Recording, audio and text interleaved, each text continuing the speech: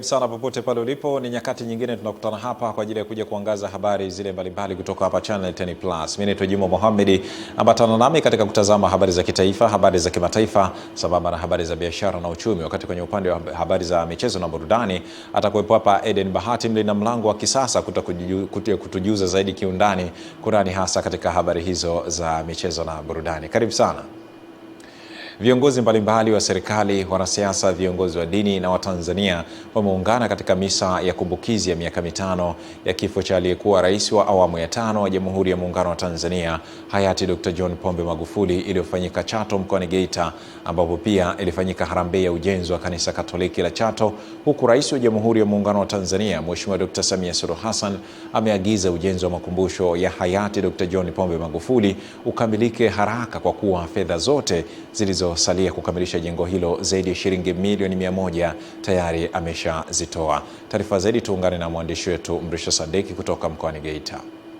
Kauli hiyo imetolewa na Makamu wa Rais wa Jamhuri ya Muungano wa Tanzania, Dr. Emmanuel Nchimbi, kwa niaba ya Rais Dr. Samia Suluhu Hassan kwenye kumbukizi ya miaka 5 tangu kufariki kwa aliyekuwa rais wa awamu ya 5 Dr. John Pombe Magufuli mjini Chato. Kwa kutambua na kuenzi mchango wa hayati John Pombe Magufuli, Mheshimiwa Rais Dr. Samia Suluhu Hassan amekuwa akifuatilia kwa karibu ujenzi wa makumbusho yake hapa Chato. Mheshimiwa Rais ametaarifiwa kwamba ili ujenzi wa makumbusho ya hayati Pombe Magufuli yakamilike, zimepungua kiasi cha shilingi milioni 100 ili kukamilisha makumbusho yake hayo. Ninafurahi kuwajulisha kuwa Mheshimiwa Rais ameamua kutoa fedha hizo zote ili kukamilisha kazi hiyo. Kwa upande wake, Rais wa Zanzibar Dr. Hussein Ali Mwinyi, akiwa kwenye kumbukizi hiyo Chato, amesema, napenda kutumia fursa hii kuwaomba Watanzania wenzangu tuendelee kumwenzi hayati Dr. Magufuli kwa kuendelea kutekeleza azma yake ya kudumisha tunu ya amani tulionayo, ili iendelee kuwa msingi wa mafanikio yetu kiuchumi na kijamii katika nchi yetu. Kwa kweli Watanzania tunayo haki na haja ya kumwombea rais wetu hayati Dr. John Pombe Joseph Magufuli, kama hajafika kwa Mungu aweze kumpokea mbinguni, maana mambo yaliyofanyia taifa hili ni makubwa sana. Leo pia tunamkumbuka hayati Dr. John Pombe Magufuli. Sisi ambao tulikuwa karibu naye tunaweza kushuhudia na kunufaika na busara zake na hekima zake katika kuongoza taifa hili, na hasa kutambua rasilimali za nchi na wananchi wenyewe na wanyonge wa kuwepo. Mengine yote nimeshasema. Sisi huwa tunaandika ilani na tunamkumbuka Mheshimiwa Magufuli kwa mtekelezaji aliyefanya kazi kubwa sana katika kutekeleza hizo ilani za chama chetu 2015 mpaka Mungu alipomuita mwaka 2021. Ibada ya misa takatifu ya kumwombea hayati Dr. Magufuli imeongozwa na askofu wa jimbo Katoliki la Rulenge Ngara, Severini Niwemugizi. Akizungumza kwa niaba ya Baraza la Maaskofu Katoliki Tanzania TEC, askofu wa jimbo Katoliki la Geita Dr. Flavian Kasala amesema, Baraza la Maaskofu likiungana na ndugu zetu wote ambao tumekuja kusali hapa leo, tunazidi kuiombea nchi yetu amani na utulivu, maendeleo ambayo yatamgusa kila mtu, lakini vile vile umoja na mshikamano.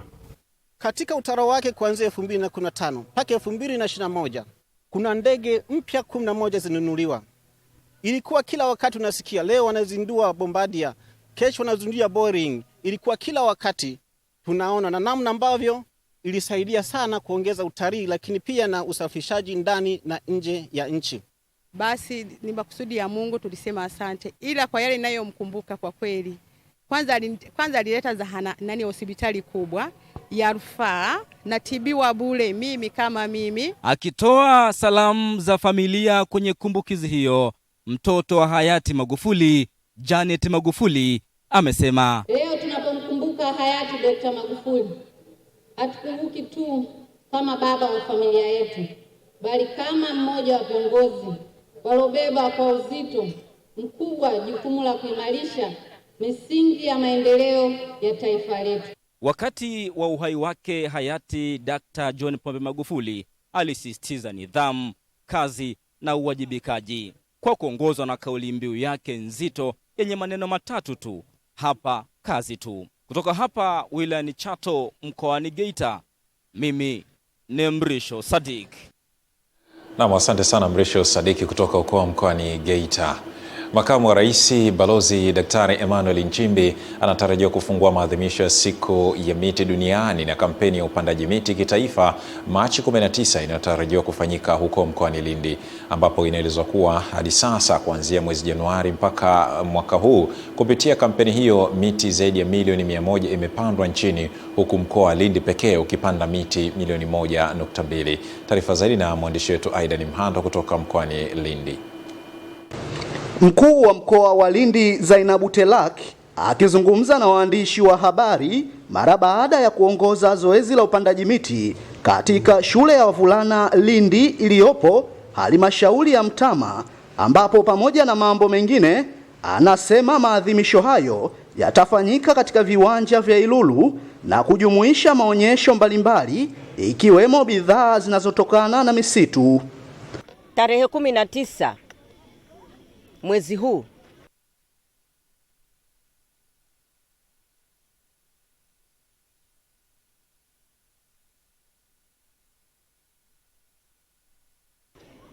Mheshimiwa Dr. Emmanuel Nchimbi, Makamu wa Rais wa Jamhuri ya Muungano wa Tanzania, atakuwa mgeni rasmi kwenye siku hiyo. Shughuli hizi zitafanyika kwenye viwanja vyetu vya Ilulu, ambako tunawaalika wananchi wote wa mkoa wa Lindi kuja kushirikiana na Mheshimiwa Makamu wetu wa Rais kuona maadhimisho ya siku hii ya upandaji wa miti duniani ambayo itaadhimishwa kitaifa kwenye mkoa wetu.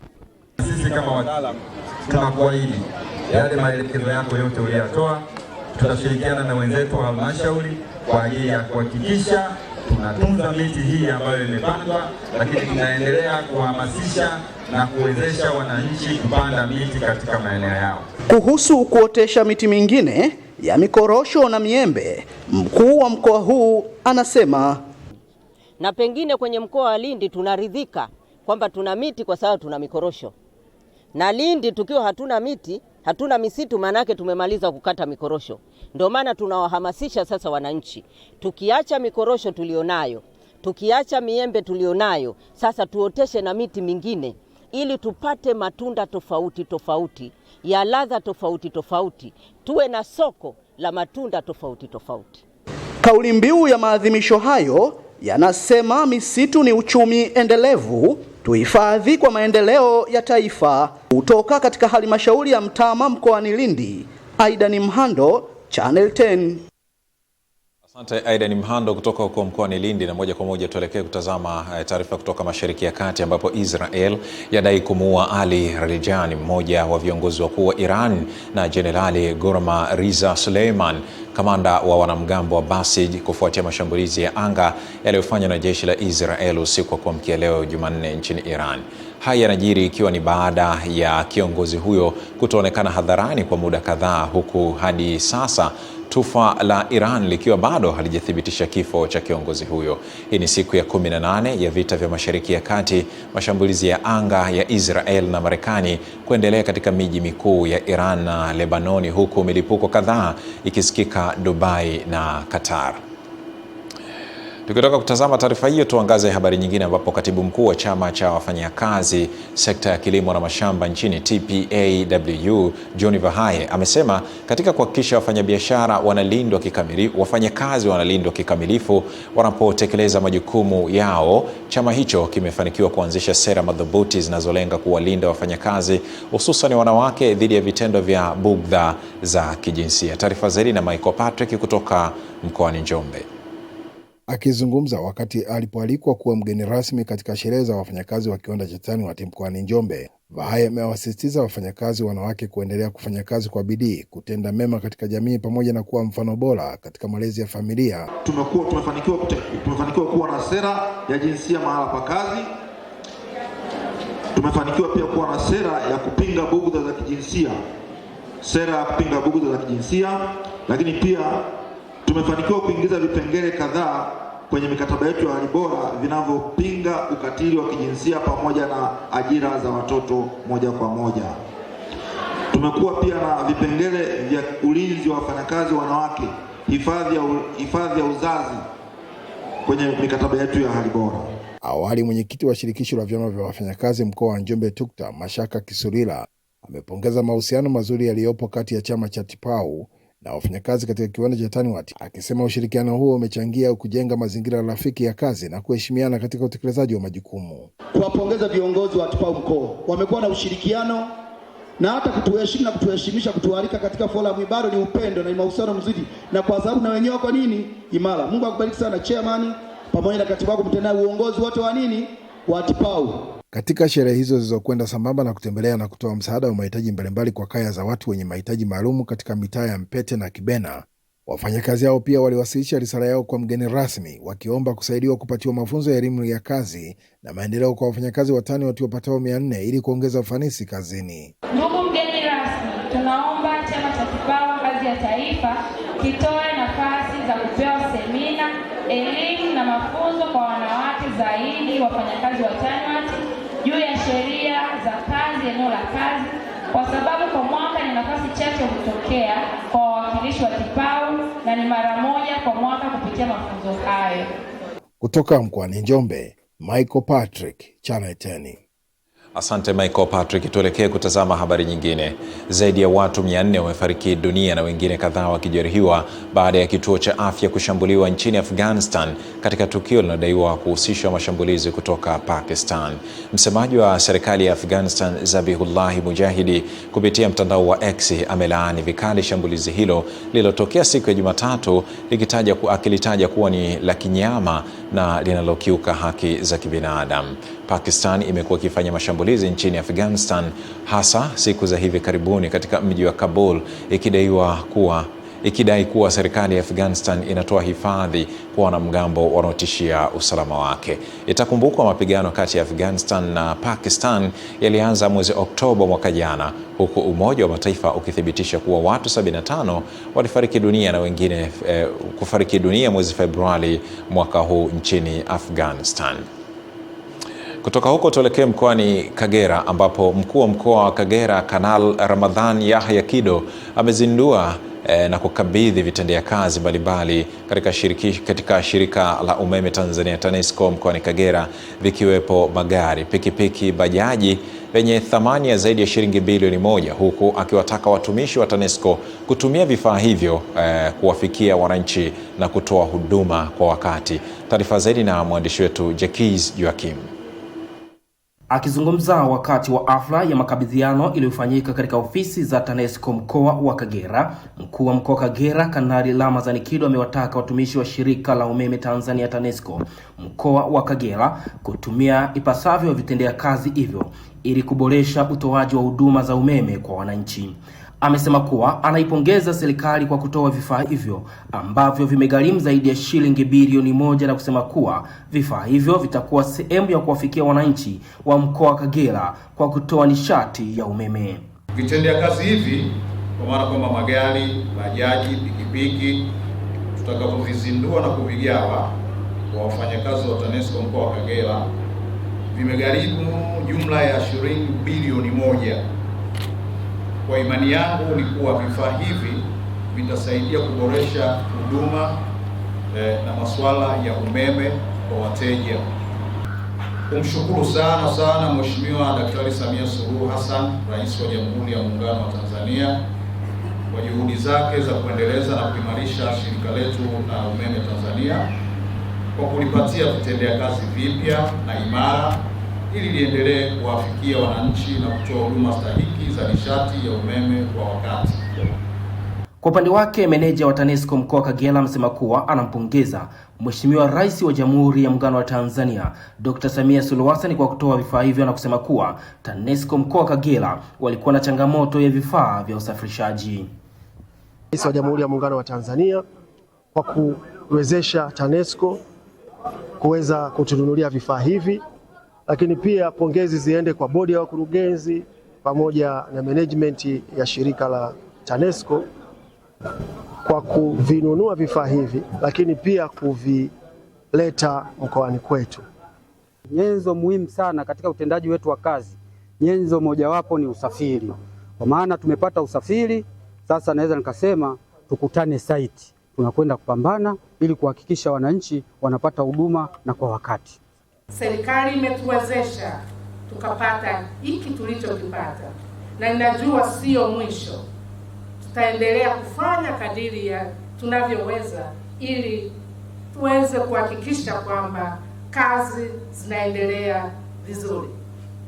Meneja wa TANESCO mkoa wa Kagera amesema kuwa mkoa wa Kagera wamepeleka umeme katika vijiji 662 na vitongoji 2029 na kusema kuwa wataendelea kutoa huduma ya nishati katika mkoa wa Kagera. Kutoka mkoani Kagera, Jacques Joachim, Channel 10. Kutoka Kagera tuelekee huko nchini Nigeria ambapo watu wasiopungua 23 wameuawa na zaidi ya 100 kujeruhiwa katika mashambulizi yanayodhaniwa kuwa ni ya kujitoa mhanga yaliyofanywa usiku wa kuamkia leo katika mji wa Maiduguri kaskazini mashariki mwa Nigeria. Mashambulizi hayo yametajwa kuwa mabaya zaidi kuwahi kutokea katika mji huo ndani ya kipindi cha hivi karibuni. Habari zinasema maeneo yaliyoripotiwa kushambuliwa ni matatu ambayo ni jimbo la Borno, ikiwa ni pamoja na kwenye soko kuu, eneo la kuingia hospitali ya mafunzo ya chuo kikuu cha Maiduguri. Mpaka sasa hakuna kundi linalodaiwa kuhusika na mashambulizi hayo, ingawa linaloshukiwa zaidi ni kundi la Boko Haram.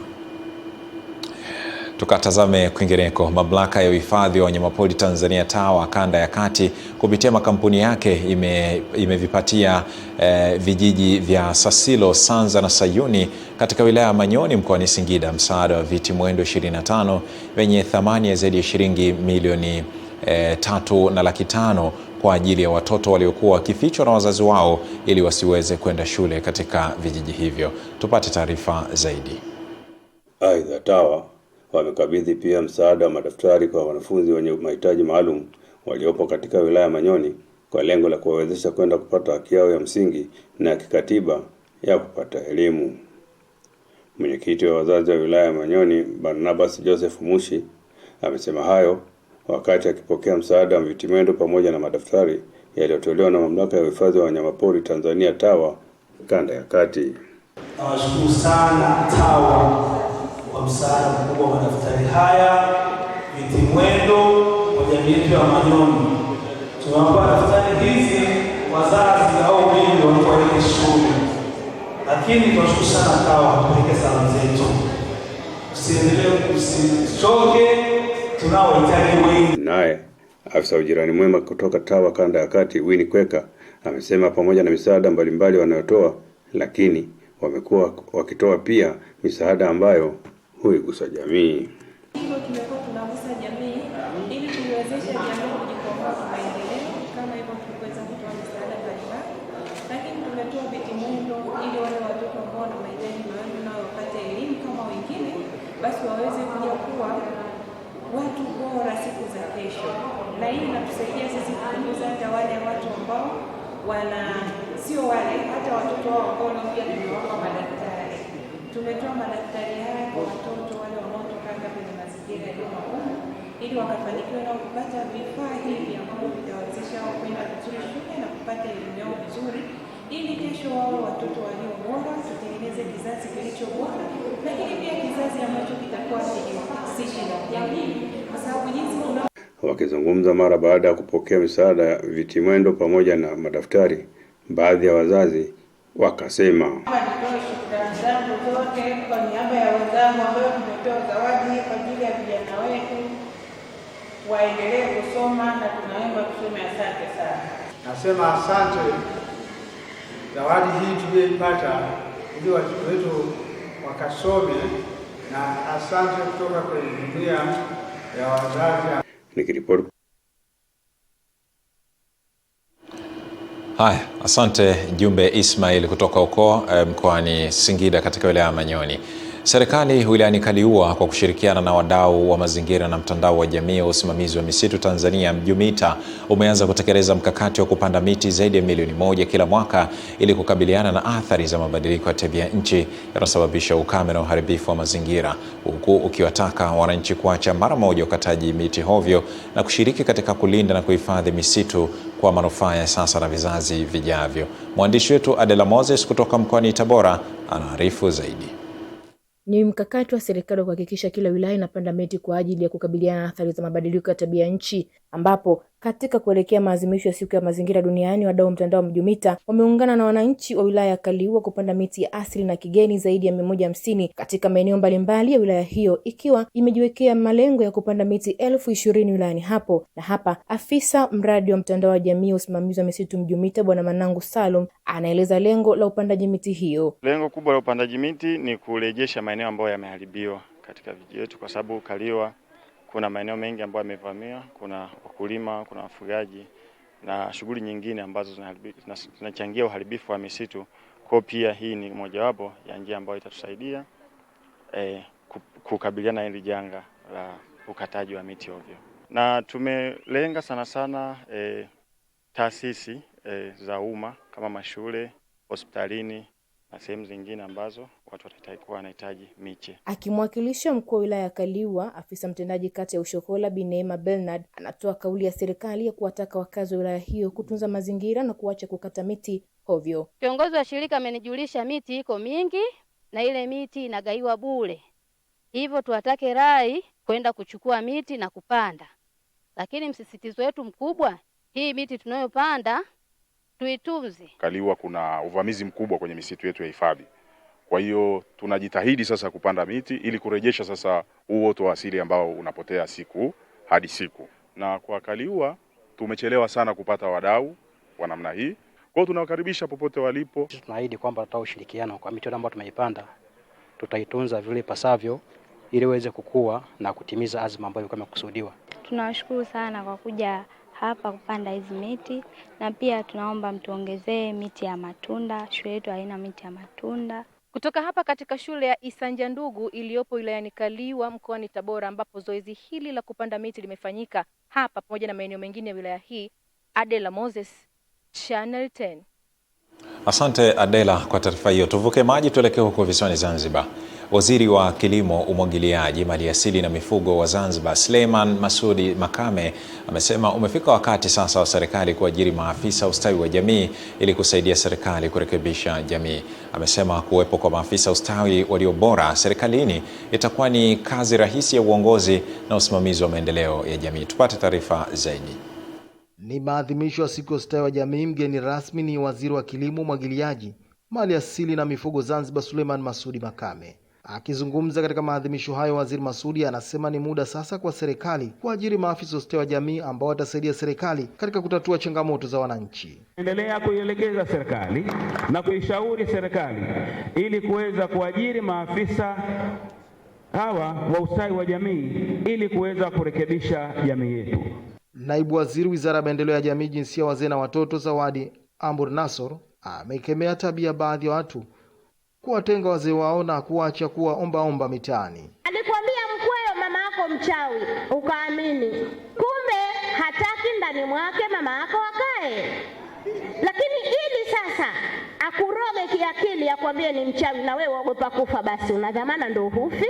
Abeda Rashid ni Katibu Mkuu Wizara ya Maendeleo ya Jamii, Jinsia, Wazee na Watoto. Naomba na masuala ya ustawi wa jamii muyazungumze, watu wajue huduma ambazo mnazitoa kwa jamii. Wakifahamu hizo huduma, basi hatutokuwa na changamoto nyingi, kwa sababu watu wanajua wapi pa kwenda. Kutokana na jitihada kubwa ninazozitoa katika jamii kusaidia wazee, watoto, wajane na pia kufanya activity tofauti kwa ajili ya kusaidia jamii, ndicho kilichopelekea leo kupata tunzo hii. Kisema masuala ya jamii, kuna tofauti kupambana, kutatua changamoto au migogoro au kutoa maelekezo ambayo ni sahihi. Kasim, Channel 10, Zanzibar. Asante Juma Kasim kutoka Zanzibar, na taarifa hiyo inatuhitimishia habari za kitaifa sambamba na habari za kimataifa. Lakini kwa sasa tupate mapumziko mafupi, tukirejea hapa tutakuja kutazama kunani katika habari za biashara na uchumi. Mimi ni Juma Mohamed, endelea kutazama Channel 10 Plus na hii ni habari.